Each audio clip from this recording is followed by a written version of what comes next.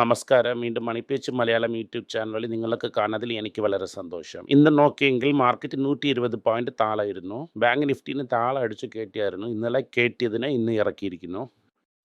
Market ഈ thin റേഞ്ചിൻ്റെ അകത്ത് trade ആകും. 24,900 വന്നുവെങ്കിൽ നമ്മൾ ആൾക്കാർ മുകളിൽ കയറ്റുന്നു. സോ ഈ നാരോ റേഞ്ചിൻ്റെ അകത്തെ ടൈം കറക്ഷൻ ഓടിക്കൊണ്ടിരിക്കുന്നു. എത്രയും ദിവസം എത്ര ഓടുമെന്ന് നോക്കാം. ഇന്ന് ആദ്യത്തെ ഷോക്കിംഗ് ന്യൂസ് എന്തെന്ന് നിങ്ങളുടെ അടുത്ത് ഞാൻ പറയുന്നു. ഫോറിൻ ഡയറക്റ്റ് ഇൻവെസ്റ്റ്മെൻറ്റ് ഇന്ന് ഹിന്ദു പേപ്പറിൽ വന്നിട്ടുണ്ട്. നിങ്ങളതിനെ നോക്കാം. ഇന്ത്യയിലിരുന്ന് വെളിയിൽ പോകുന്ന കാശ് ഭയങ്കരമായിട്ടിരിക്കുന്നു. മെയ് മാസത്തിൽ വെറും $35 ബില്യൺ ഇതിനകത്ത് വന്നിരിക്കുന്നു.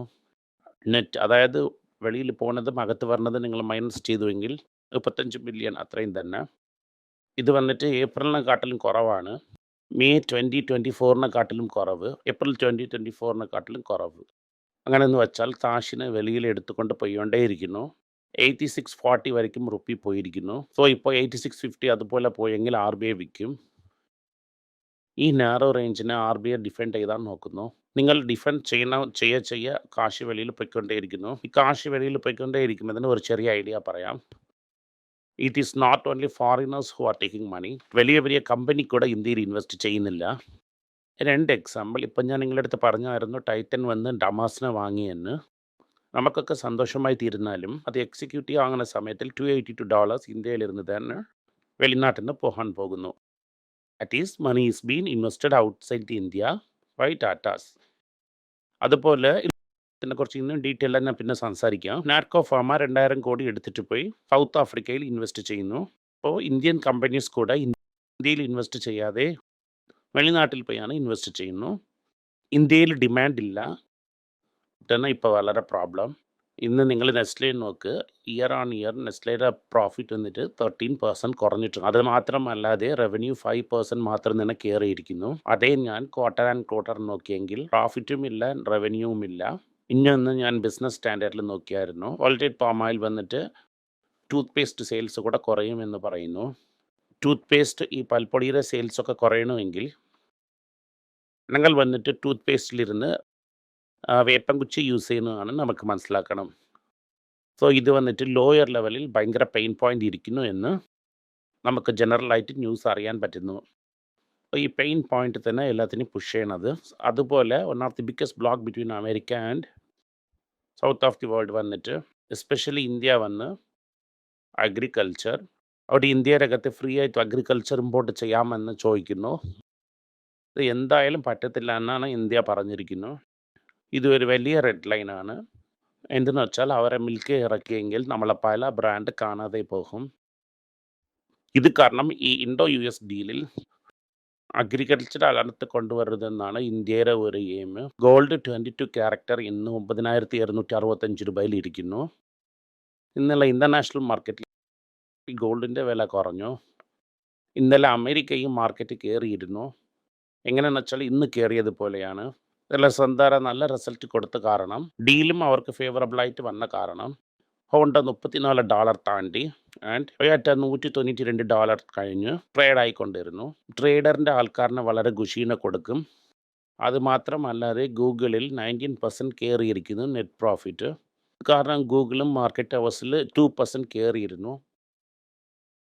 ഞാൻ പറഞ്ഞതുപോലെ ഈ മൈക്രോവേഴ്സിൽ 7 വിശ്വസിച്ച് തന്നെ S&P 500 ഇരിക്കുന്നു. Tesla one of the companies വന്നിട്ട് പ്രോഫിറ്റ് 14% കുറഞ്ഞിരിക്കുന്നു. അതിൽ എലോൺ മസ്ക് എന്ത് പറഞ്ഞിരിക്കുന്നു എന്ന് വെച്ചാൽ കമ്പനിൻ്റെ ബാഡ് ബിൽ കാരണം പ്രോഫിറ്റ് അടിപ്പെടും, ടാക്സേഷൻ കാരണം പ്രോഫിറ്റ് അടിപ്പെടും എന്ന് പറയുന്നു.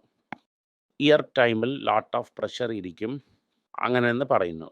ഓവറാളായിട്ട് നോക്കിയെങ്കിൽ ഓട്ടോ സ്റ്റോക്കൊക്കെ ഇന്ത്യയിൽ ഹയർ ആയിട്ടിരുന്നാലും ഓവറാളായിട്ട് ഇലക്ട്രിക് കാറിൻ്റെ സെയിൽസ് പ്രഷറായിരിക്കും എന്നതിൽ ടെസ്ല സമ്മതിച്ചായിരുന്നു. പക്ഷേ BYD അങ്ങനെയല്ല, ഗില്ലി പോലെ കയറിക്കൊണ്ടാണ് പോയിക്കൊണ്ടിരിക്കുന്നു. ഇന്ന് $110 മുകളിൽ BYD ഇന്ന് ട്രേഡ് ആയിക്കൊണ്ടിരിക്കുന്നു. ഇത് തന്നെ ജനറലായിട്ട് ഇന്ത്യയിൽ ഇൻ്റർനാഷണൽ മാർക്കറ്റിലുള്ള ന്യൂസ്. നമ്മൾ സ്പെസിഫിക് ആയിട്ട് ഇന്ന് നോക്കേണ്ടത് നാറ്റ്കോ ഫാർമ. നാറ്റ്കോ ഫാർമ എന്ത് ചെയ്തിരിക്കുന്നു വെച്ചാൽ കൊണ്ടുപോയി സൗത്ത് ആഫ്രിക്കയിൽ 35% സ്റ്റേക്ക് വാങ്ങിയിരിക്കുന്നു. ആ കമ്പനി വന്നിട്ട് ആഫ്രിക്കയിൽ ജനറിക് ഡ്രഗ്സും TC ഡ്രഗ്സും മാനുഫാക്ചർ ചെയ്ത് ഡിസ്ട്രിബ്യൂട്ട് ചെയ്യുന്നു. ആ ഗ്രൂപ്പ് വന്നിട്ട് പബ്ലിക്കലി ലിസ്റ്റഡ് ഗ്രൂപ്പാണ്. മീതി ഇരിക്കുന്നത് വന്നിട്ട് സൗത്ത് ആഫ്രിക്കയുടെ ലാർജസ്റ്റ് ബിസിനസ് ബൈബെസ്റ്റ് എന്ന ആൾക്കാർ വാങ്ങിയിരിക്കുന്നു. ഷുഹത്ത് ഡേ 100%. ബൈബേഴ്സ് എന്ത് പറഞ്ഞിരിക്കുന്നു എന്ന് വെച്ചാൽ 2029 വരയ്ക്കും ഞങ്ങൾ വിൽക്കത്തില്ല എന്ന്. പക്ഷേ എന്തെങ്കിലും ഞങ്ങൾ വിൽക്കാൻ വിചാരിച്ചാൽ first right of refusal Natco ഫാമയ്ക്ക് കൊടുക്കും എന്ന് പറഞ്ഞു. 4000 കോടി ഇരുന്നതിൽ 2000 കോടി ഇവർക്ക് കൊടുത്തിരിക്കുന്നു. ഇത് ഇന്ന് നാറ്റ്കോ സ്റ്റോക്ക് 1% വീഴുന്നു 3% കറക്റ്റായിരിക്കുന്നു. എന്തുകൊണ്ടാണ് കറക്ഷൻ? ഇത് പോസിറ്റീവ് ന്യൂസ് അല്ലേ എന്ന് നിങ്ങൾ വിചാരിക്കാം. ഇവരുടെ ബുക്കിൽ വരാൻ അത് 3 വർഷം എടുക്കും. 3 വർഷം കളിച്ച് തന്നെ ഇവരുടെ ബുക്കിൽ ഇവരെ ഇൻ്റർപ്രറ്റ് ചെയ്യാൻ പറ്റും. അതുവരയ്ക്കും ആക്സിലറി കമ്പനി എന്നിട്ട് 35% ഓഫ് നെറ്റ് പ്രോഫിറ്റിന് മാത്രം തന്നെ ഇവരെ അക്കൗണ്ടിൽ ഇവർ കാട്ടാൻ പറ്റും. ഇത് കാരണം തന്നെ ഇത് ഇത്രയും കാണിക്കുന്ന റിസൾട്ട്. പക്ഷേ ആഫ്രിക്കയിലെ വലിയ പ്ലെയർ ഇന്ത്യയിൽ നിന്ന് നോക്കിയാൽ സിപ്ലൈ ആണ്. സോ ഈ കമ്പനി അവരെടുത്തുവെങ്കിൽ സിപ്ല റേഞ്ചിന് പോകും. ഇത് 25%. ബേർബേർഡ്സ് ഗ്രൂപ്പും ഇവരുടെ അടുത്ത് തന്നെ വിൽക്കും. തേർഡ് പാർട്ടിയുടെ അടുത്ത് വിൽക്കത്തില്ല എന്ന് അഗ്രിമെൻറ്റ് ക്ലിയർ ആയിട്ട് സൈൻ ചെയ്തിരിക്കുന്നു. ഓ ഇത് വന്നിട്ട് നാറ്റ്കോ ഫാർമയ്ക്ക് നല്ല ഡീല് എന്ന് നമ്മൾ പറയാം. അടുത്തത് ഡോക്ടർ റെഡ്ഡീൻ്റെ റിസൾട്ട്. പ്രോഫിറ്റ് 2% തന്നെ ഗ്രോ ആയിരിക്കുന്നു. ഇത് വന്നിട്ട് year on year quarter and quarter നോക്കുന്ന സമയം പ്രോഫിറ്റ് കുറഞ്ഞിരിക്കുന്നു. ഒരാളായിട്ട് നോക്കിയാൽ ഈ ക്വാർട്ടറിൽ റെവൽമെൻറ്റ് സെയിൽസ് അടി വാങ്ങിയിരിക്കുന്നു. ഇവരെന്ത് പറയണമെന്ന് വെച്ചാൽ ഇന്ത്യയിലെ പാറ്റേൺ വന്നിട്ട് മാർച്ച് 2026 തീരുന്നു. നോവ നോർഡിസ്കിൻ്റെ പ്രോഡക്റ്റും ഞങ്ങൾ റെഡി ചെയ്തായിരുന്നു. അതിന് നെക്സ്റ്റ് ഇയറിൽ ഇരുന്ന് 26 കൺട്രിയിൽ വിൽക്കാൻ പോകുന്നു. ഞങ്ങൾക്ക് ഇത് റെക്കോർഡ് സെയിൽസ് തരും. ഇനി വരുന്ന കാലങ്ങളിൽ ഇതുപോലത്തെ പ്രോഫിറ്റ് സെയിൽ തരത്തില്ല അങ്ങനെ എന്നതിന് അവർ വ്യക്തമായിട്ട് പറഞ്ഞായിരുന്നു. സോ നോവ നോർഡിസ്കിൻ്റെ സെമി ഗ്ലൂറ്റൈഡിനെ ചെയ്യാൻ ഡോക്ടർ റെഡി ആയിക്കൊണ്ടിരിക്കുന്നു. ഞങ്ങളടുത്ത് 30 പ്രോഡക്റ്റിൻ്റെ മുകളിൽ സെമി ഗ്ലൂറ്റൈഡിൽ റെഡി ആയിരിക്കുന്നു. ഇത് സ്ഥലങ്ങളിൽ ആദ്യം പാറ്റേൺ പോകുന്നു. ആ സ്ഥലത്തിലൊക്കെ നമ്മൾ പോകും. ആദ്യം ബ്രസീൽ ആൻഡ് ടർക്കിയിൽ തന്നെ ഇറങ്ങും. നമ്മൾ നോക്കാം. പിന്നെ തന്നെ ഇന്ത്യയിൽ ഇറക്കും. ഓവറാൾ വേൾഡിൽ 80 സ്ഥലങ്ങളുടെ മുകളിൽ ഇറക്കും അങ്ങനെയെന്ന് പറഞ്ഞിരിക്കുന്നു. ഇവരൊക്കെ മൈലാൻ്റെ ഒപ്പം ടൈപ്പ് ചെയ്ത് ആദ്യത്തെ 150 ദിവസം ദ ഗ്രേറ്റ് എക്സ്പയറി പീരീഡിൻ്റെ കൂടെ വിൽക്കാൻ ടൈപ്പ് ചെയ്തു. ഇതും അല്ലാതെ ഫാർമയും സിപ്ലയും ഈ സെമി ഗ്ലൂറ്റഡ് പ്രോഡക്റ്റ് ചെയ്യാൻ പോണതായിട്ട് പറയുന്നു. So next major growth driver for ready വന്നിട്ട് സെമി ഗ്ലൂറ്റഡ് പ്രോഡക്റ്റ് എന്നാണ് തോന്നുന്നു. അത് തന്നെ ഫ്യൂച്ചറിനെ ഡിറ്റർമൈൻ ചെയ്യും. അതുപോലെ ഇന്ന് പോലെ എന്നൊക്കെ മാർക്കറ്റ് കറപ്റ്റ് ആകുന്നു ആ സ്റ്റോക്കിനെ നിങ്ങൾ കൺസിഡർ ചെയ്തുവെങ്കിൽ നിങ്ങൾക്ക് പ്രോഫിറ്റബിളായിട്ട് ഇരിക്കും. ഈ ക്വാർട്ടറിൽ തന്നെ 3 ഡക്കിന് ജെയിൻ പഞ്ചർ ഇട്ടിരിക്കുന്നു. ഇത് 3 ക്യാഷ് ക്രിയേറ്റീവായിട്ട് തന്നെ ഇരിക്കും. റിസൾട്ട് നന്നായിട്ട് തരും. ഇന്ന് റിസൾട്ട് വന്നതിൻ്റെ ശേഷം ഡോക്ടർ റെഡ്ഡിയുടെ സെയിൽസ് കയറിയിരിക്കുന്നു. സർപ്രൈസിംഗ്ലി ഇൻഫോസിസിൻ്റെ റിസൾട്ട് വന്നിരിക്കുന്നു. ടേൺ ഓവർ വന്നിട്ട് 6-7% തന്നെ കയറിയിരിക്കുന്നു. പ്രോഫിറ്റ് 9.5% കയറിയിരിക്കുന്നു. ലൈക്ക് ആൾ കമ്പനീസ് ഇതിലും കാസ്റ്റ് കട്ടിങ് ചെയ്ത് പ്രോഫിറ്റ് കാണിച്ചിരിക്കുന്നു. ഇപ്പോഴത്തേക്ക് അത് സെർച്ച് കൊടുക്കാൻ പോകുന്നതില്ല, വെയിറ്റ് ചെയ്യാൻ പോകുന്നു. IT ഇൻഡസ്ട്രിയിൽ സാലറി ഹൈക്കുന്ന പേച്ചയില്ല എന്ന് നമുക്ക് വ്യക്തമായിട്ട് അറിയാൻ പറ്റുന്നു. അത് തന്നെ India is one of the largest employers എന്ന് വേറെ സ്ഥലങ്ങളിൽ ഇവരെ കൂടെ പെൻഷൻ ബൂസ്റ്റ് എത്രയും റേറ്റ് കൊടുത്താലും ചെയ്യാൻ പറ്റത്തില്ല. കാരണം ഈ ബൂസ്റ്റ് കാരണം their എക്കോണമി ബൂസ്റ്റ് ആകത്തില്ല.